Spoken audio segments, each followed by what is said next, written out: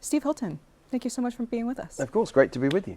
This is a hard time and a hard job. Why do you want to be California governor now? Now, well, I think everyone can see that this state needs change. I mean, even my Democrat opponents in the governor's race, they all talk about how much we need change. So there's no dispute about that. I love this state. I moved here in 2012 with my wife and my two sons, made my life here, raised my family here, taught at Stanford, started a business. This is the best place in the world. But it's being run in a way that makes it really hard for people to live here. And the more that the years went on, actually, as you know, people know, a lot of people know me in California from my career in media. I hosted a show on Fox News, but actually most of my career has been in business, working in business all around the world, starting my own companies, running a small business. And increasingly when I was talking about politics and policy on my show, I just felt more and more I wanted to get back to doing things, to actually making change happen. And so it really was a gradual process. I started a policy organization a few years ago, Golden Together. That had me traveling the state, listening to Californians, developing solutions. And really through that process, I thought, yeah, I've got the ideas, I've got the energy, I've got the experience at making change happen. Let's do it. The main part of this job is figuring out how to use taxpayer dollars. California right now is in a budget situation. I mean, facing these multi-year money problems that will require the next governor to likely have the options of cutting programs or raising taxes. Mm-hmm. Which of those options do you see yourself choosing? I think the real imperative for the next governor is cutting spending. So that I understand that that's often how the choice is seen. You got to cut the programs or increase taxes to pay for them. And that's what all the Democrats are saying. If you listen to Eric Swalwell, for example, I've heard him say many times now in these debates that we have, my number one priority or my top three priorities, revenue, revenue, revenue. We need more revenue. Do we? You know what's happened to the budget in the last 5 years? They've nearly doubled the budget. Like 5 years ago, the budget was $180 billion. The one that Gavin Newsom just submitted, $350 billion. Everything's worse.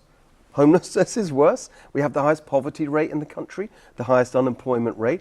The schools are a disaster. Fewer than half the kids in our public schools can read at grade level. For math, it's a third.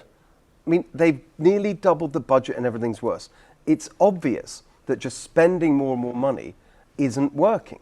And the first thing I would look at is, before you start talking about cutting programs, you've got to cut the fraud and the waste of public money.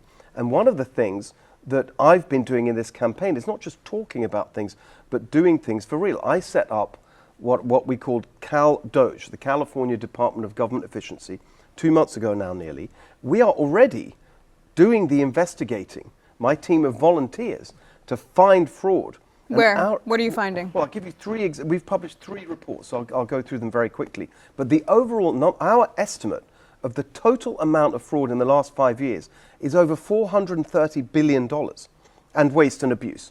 $430 billion that isn't going to programs. So more than a year of spending, you're saying over the last there has 5 been years. Fraud specifically in California. Not fraud, waste, abuse. Money that's not going to where it should be going. And we've got to be precise about that. It's not necessarily all criminal activity. Some of it is, and you're seeing prosecutions, for example, on some of the homeless spending. But I'll give you the 3 examples that we found. Number 1, the cannabis tax. So Prop 64 set up a system for regulating cannabis in California where money from the tax was supposed to go to substance abuse prevention. We found over $350 million actually going to Democrat political organizations doing things like voter registration. The second one, pretty similar structure, over the last 10 years, $1 billion from the state's greenhouse gas fund that was supposed to be spent installing solar panels on low-income apartment buildings. Of that $1 billion, it's supposed to be $100 million every year. Of that total $1 billion, only $72 million was actually spent on solar panels. $928 million on all these activist groups and non-profits, and no one can trace where the money went. And then the third one we just published, going back to homelessness, Project Home Key, $3.8 billion that was supposed to be spent on buying properties and then having homeless people provided shelter through them. The occupancy rate is just 55% unoccupied, whereas for other properties in LA it's 5%. So homeless people aren't getting the accommodation. And in the process of spending all that money, a whole bunch of real estate developers, cronies of Gavin Newsom and Karen Bass, have got themselves enriched by the value going up because the state bought the properties at inflated values. And that's just the start. I mean, as I said, we're volunteers. We don't have yet access to the books. And then when you add to that the money that is being identified as fraud and improper spending in Medi-Cal, for example, I mean, that's a huge budget where you see massive examples of money that isn't going to where it's supposed to be, which is helping people. I want to help people. Where is it going? Well, that one, all these fake billing through Medi-Cal, where you've got doctors writing unheard of numbers of prescriptions, and it's obviously a scam.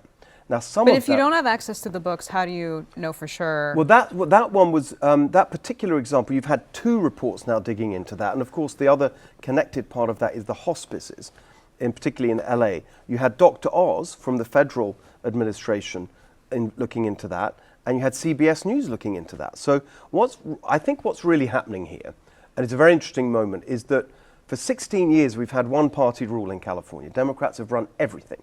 They've had all the statewide elected offices, supermajority in the legislature, obviously the governor. They've run all the big cities and the counties. And there really hasn't been scrutiny of what's been going on. We've paid more and more in taxes. Everything's got worse. And it's only in the recent few months, actually, that suddenly we're seeing a huge range of investigations. We're doing our part, other organizations too, starting to dig into this and saying, well, where did the money go? Circling back to cutting spending or raising taxes, would you cut Medi-Cal for undocumented people? Yes, we shouldn't be. Look, it's outrageous that you've got Californians who can barely afford to pay health care. The bills just keep going up and up. And then those exact people are taxpayers. And you're going to take their tax money and hand it over in free health care with coverage that's often higher and better than California taxpayers can afford. Some would say these people are paying taxes, especially if they're working in the state. Well, some of them are, but they're here illegally. Now, remember, I say this as a legal immigrant. And I hear most often, the people who are most offended, actually, by all these things being done, it's not just healthcare.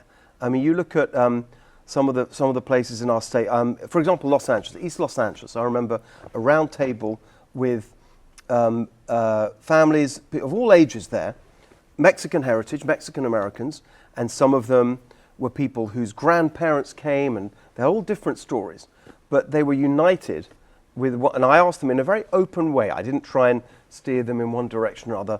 I said, look, we've got all this conversation going on about immigration, deportation, ICE, all those things.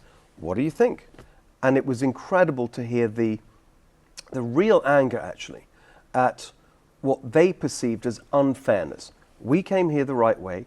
We did it the right way. We worked really hard. We didn't get anything handed to us on a plate. Now you go down to the grocery store, you see illegal immigrants who shouldn't be here. They got EBT cards given to them for free. They have free cell phones. Now they're getting their rent paid. How do you define that they shouldn't be here? Well, they're illegally here. There are issues with our country's immigration system. I think both parties have acknowledged that. So how are you determining who should, for undocumented people who are working and contributing to at least the state society, how are you determining? Well, if you're not on a visa or a work permit or a green card or a citizen, you're not here legally.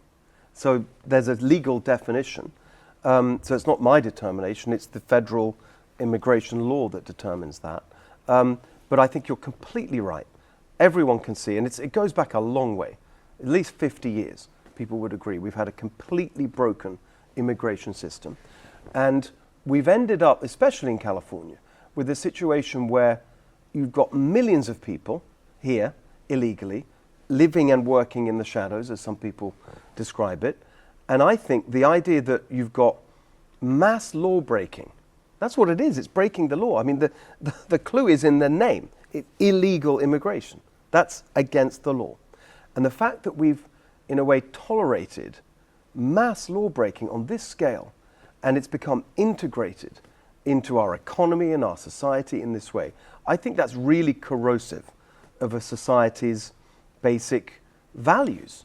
We just can't have that. And we've got to have a reckoning, I think, with the fact that this system has been moving in the wrong direction for so long. Now, part of it is stopping the problem getting worse, controlling the border. And that's already, to a certain extent, happened pretty strongly with this new Trump administration, where the numbers of illegal crossings are just barely existent, the lowest we've seen for decades. So that part of it's not, at least in some senses, the problem's not getting worse. But we do have a problem here at home as well. So just to circle back to the original question, I mean, there are more than 1 million undocumented people on Medi-Cal right now. Yeah. They lose their health insurance under Governor Steve Hilton. Yes. Is it cheaper for the state to just have more than 1 million of those people go to the ER? Well, other states do. I mean, here the offer for those people that Gavin Newsom brags about. By the way, it's important to note, this is something that at the national level, Democrats are against and actually say can't even happen because it's illegal. You saw that with the conversation around the government shutdown, the last one, last year, where in the Congress, Republicans were saying the government's being shut down because Democrats object to us making sure that Medicaid money across the country isn't spent on illegal immigrants. You had Hakeem Jeffries, Chuck Schumer, all the leaders saying, that's not true, that would never happen, it can't happen, it's illegal, we're completely against Medicaid funding healthcare for illegal immigrants. That's national Democrats. So here, Gavin Newsom brags about it. He says, great, he's proud that he's extended it. Of course, he had to rein it in because there was an outcry at the scale of the spending, way, way bigger than he anticipated. But, I think in this instance, the Democrats at the national level are right. We shouldn't be doing that. Other states deal with this problem in a different way. They don't offer what's called full scope Medicaid. So there's a limited version of Medicaid that is offered in other states, and I think that's what we should do here. Okay, so you would consider a limited scope for undocumented people?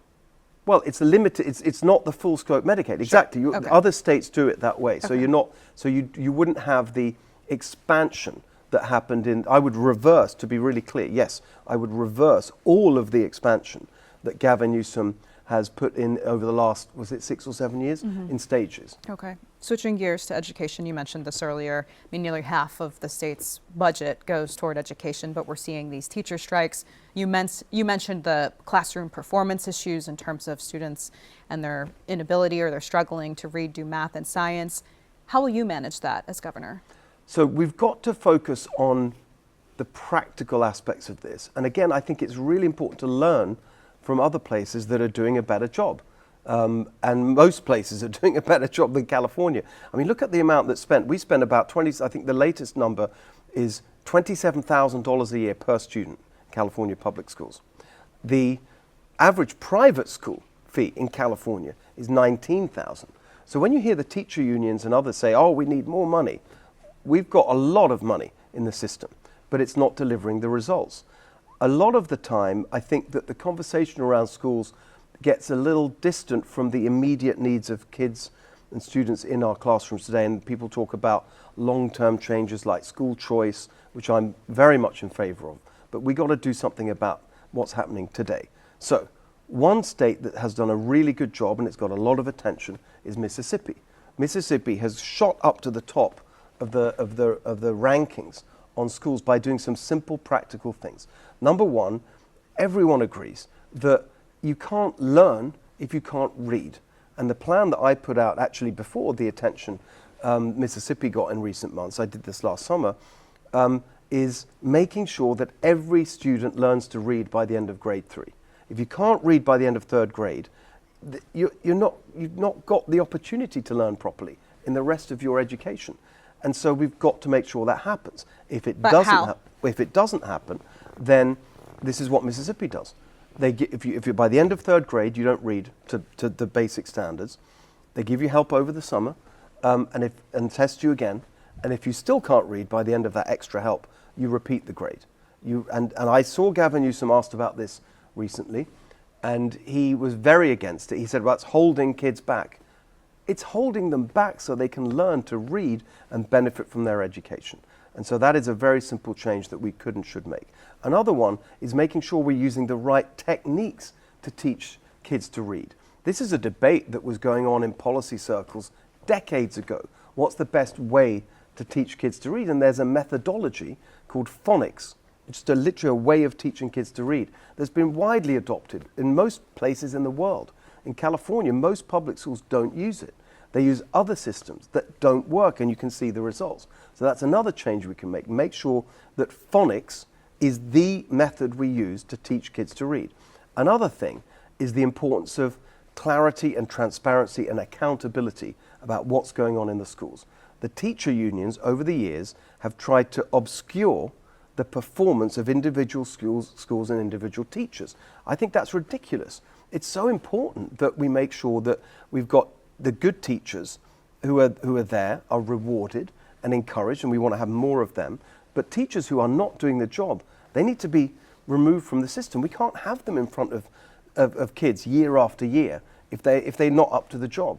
And so another specific thing we can do with the information we already have available is get that information out there.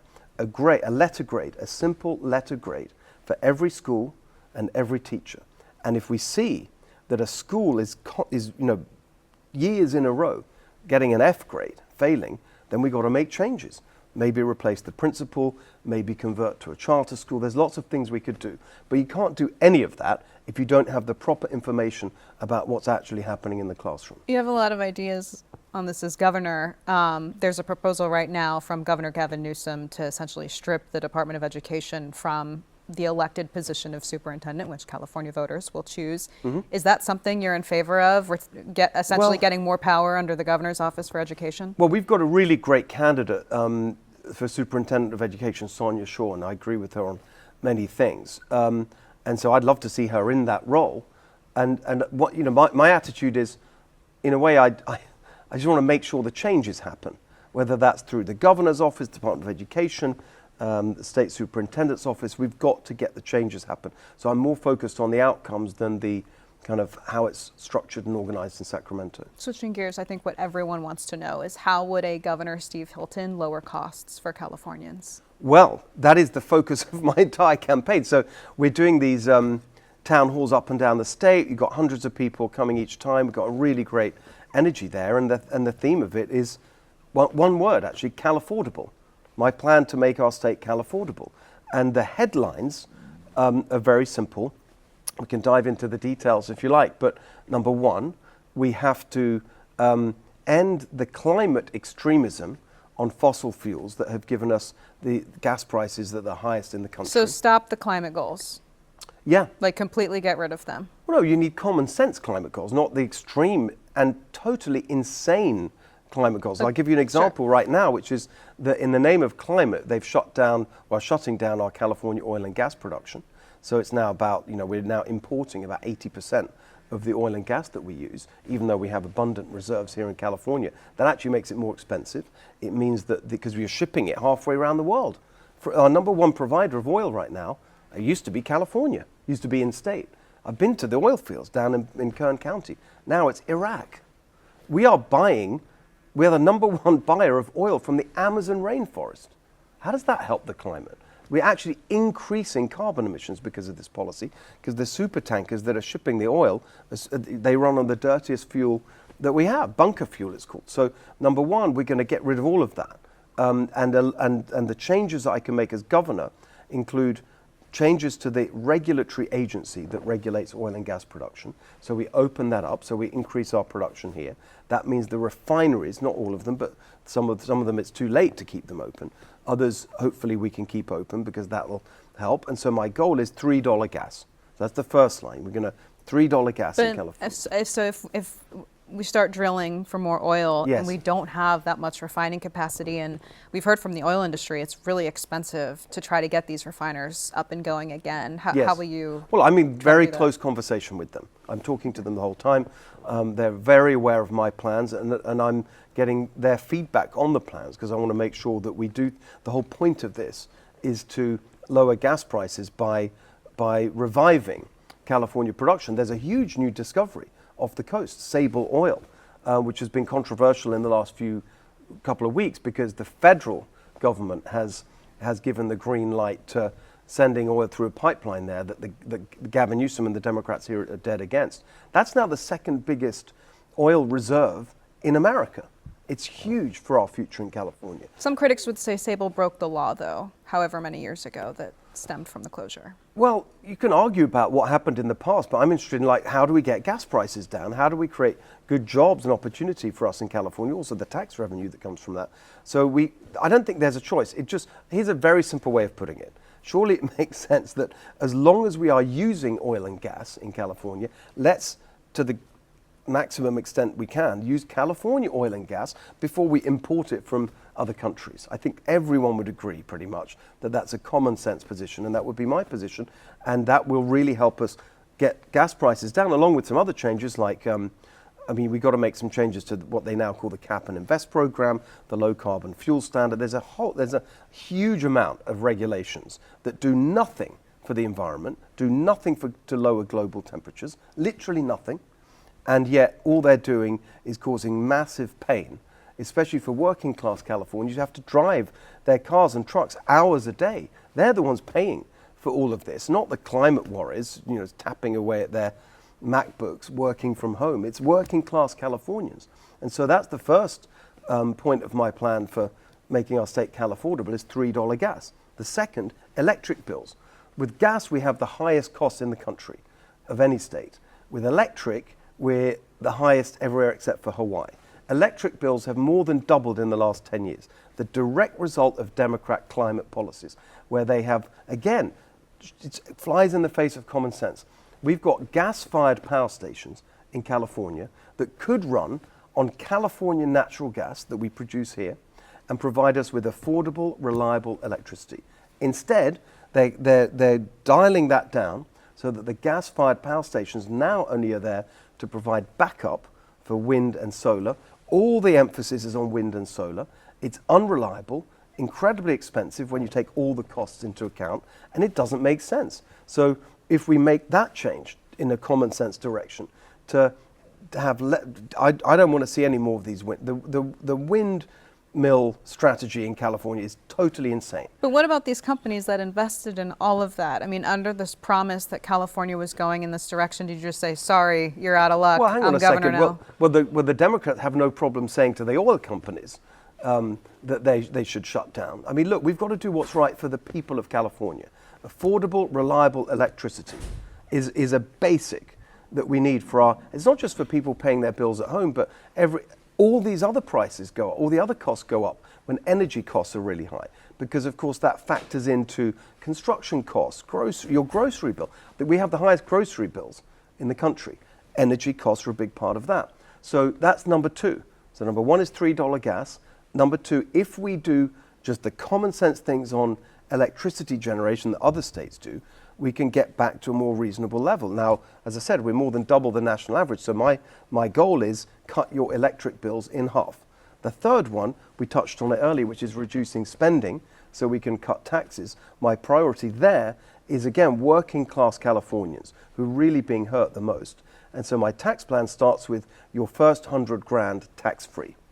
Then the fourth point on my plan we also discussed, which is people who make 100 grand Yes. would not have taxes. State income tax. State income taxes Yes. under Governor Steve Hilton. Correct. Okay. Well, that's my proposal.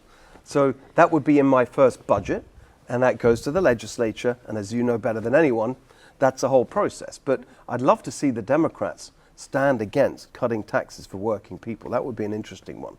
The fourth one we talked about, which is lowering healthcare costs by stopping illegal immigrants getting full scope Medicaid. And then the fifth is a home you can afford to buy.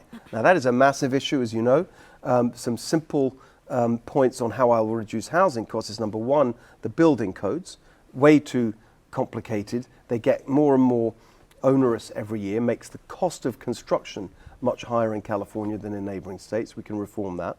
Secondly, ending this war on single-family homes.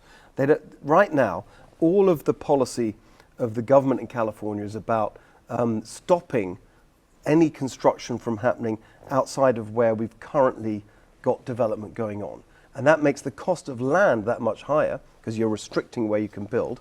And it means that you've got endless arguments about that with YIMBYs and NIMBYs and lawsuits. It slows everything down, makes it more expensive. We've got so much space in this state that we could build the kind of single family homes that people want to live in, especially when they start a family. So that's the fits, a home you can afford to buy. What about on homelessness? What's your plan there to help Californians feel like people are off the streets?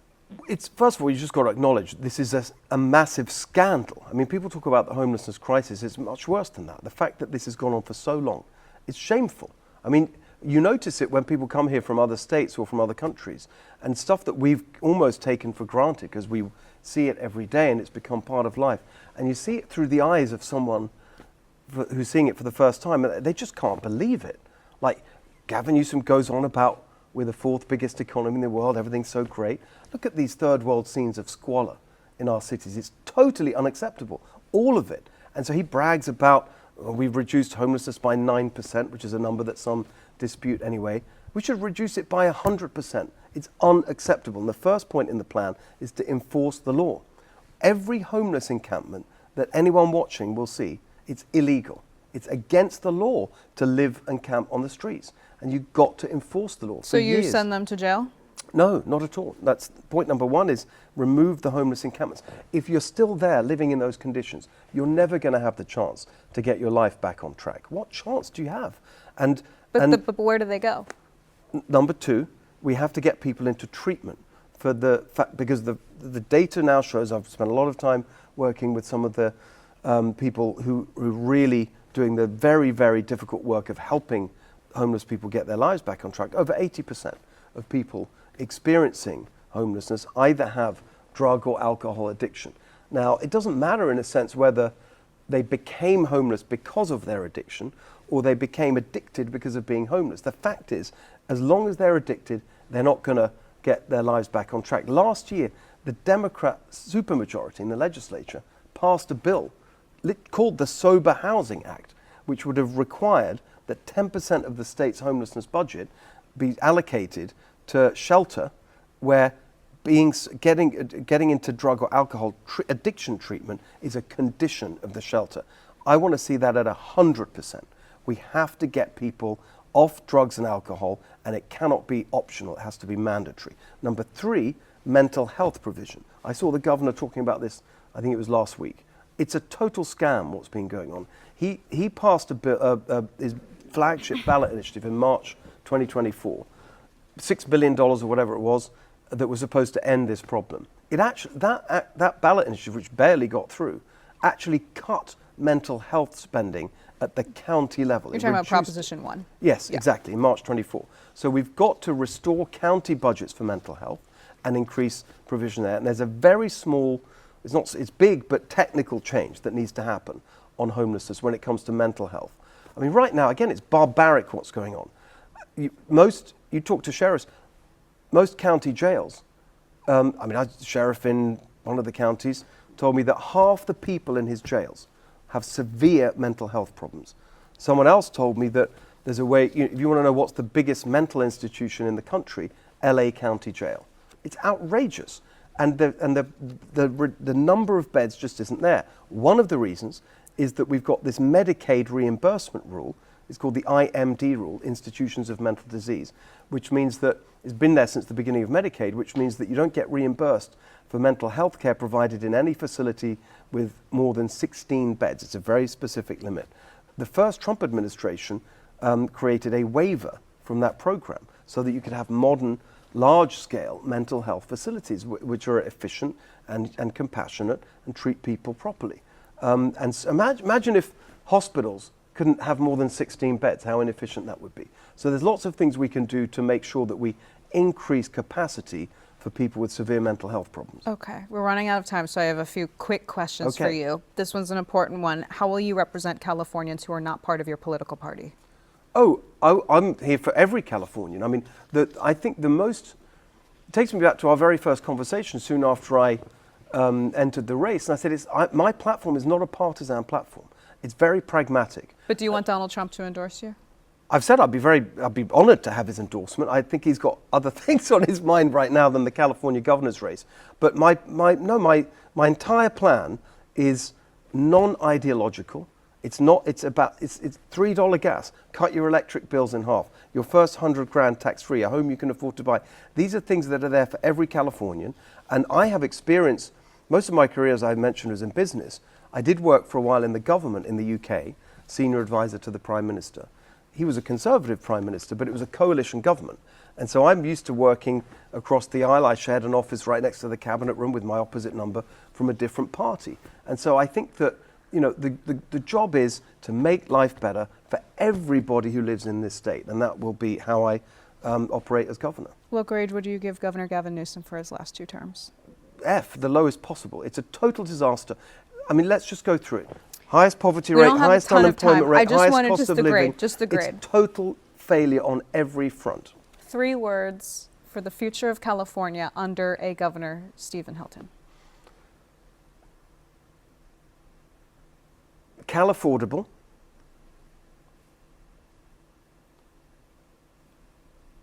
Build. We got to build again. Opportunity. All right, Steve Hilton, thank you so much for your time. Great to be with you. Thank you.